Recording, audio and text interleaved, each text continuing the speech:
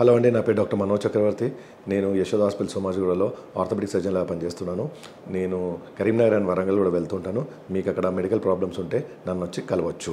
కొంతమంది పేషెంట్స్ మా దగ్గరకు వచ్చి 2 కాళ్ళు వాస్తున్నాయి సార్ అని చెప్తుంటారు. ఇలాంటి పేషెంట్స్ నార్మల్గా మిడిల్ ఏజ్ లేకపోతే ఎల్డర్లీ పేషెంట్లు ఉంటారు. మేము పేషెంట్ని చూడగానే 2 కాళ్ళు వాచి ఉంటాయండి. సో పేషెంట్ని అడుగుతాము, మీరు కాళ్ళు ఎత్తు మీద పెడితే వాపులు తగ్గుతున్నాయా, కింద వేలాడదీస్తే వాపులు ఎక్కువ అవుతున్నాయా అంటే అవును అని చెప్తుంటారు. పేషెంట్ని చూస్తే చాలామందికి ఇట్లాంటి పేషెంట్స్కి మోకాళ్ళు అరిగి ఉంటాయి.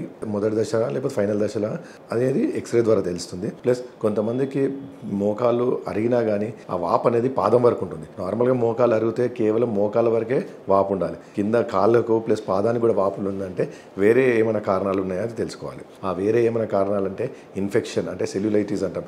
అలాంటి కాళ్ళకు పాదానికి ఇన్ఫెక్షన్ ఉందా లేదా చూసుకోవాల్సి వస్తుంది. మెడికల్ రిలేటెడ్ ప్రాబ్లమ్స్ ఏమైనా ఉన్నాయా చూడాల్సి వస్తుంది.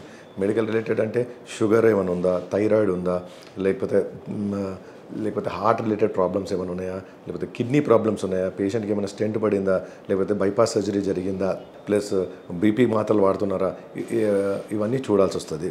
కిడ్నీ రిలేటెడ్ ఇష్యూస్ ఉన్నా కానీ కాళ్ళల్లో ప్రాబ్లమ్స్ వస్తాయి. సో బాడీలో హిమోగ్లోబిన్ తక్కువ ఉన్నా కానీ, అంటే రక్తం తక్కువ ఉన్నా కానీ మనకు కాళ్ళల్లో వాపులు వస్తాయి.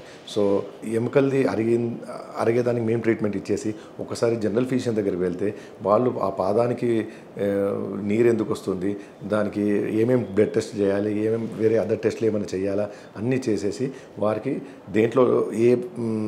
దేంట్లో లోపం ఉంది, ఎందువల్ల వస్తుందని నిర్ధారించుకుని దానికి కరెక్ట్గా తగు టెస్టులు ఇస్తారు. అప్పుడప్పుడు ఏంటంటే మనకు బ్లడ్ క్లాట్స్ అయ్యి కూడా పాదాలలో కాళ్ళలో బ్లడ్ క్లాట్ అయ్యి కూడా కాళ్ళ వాపులు రావచ్చు.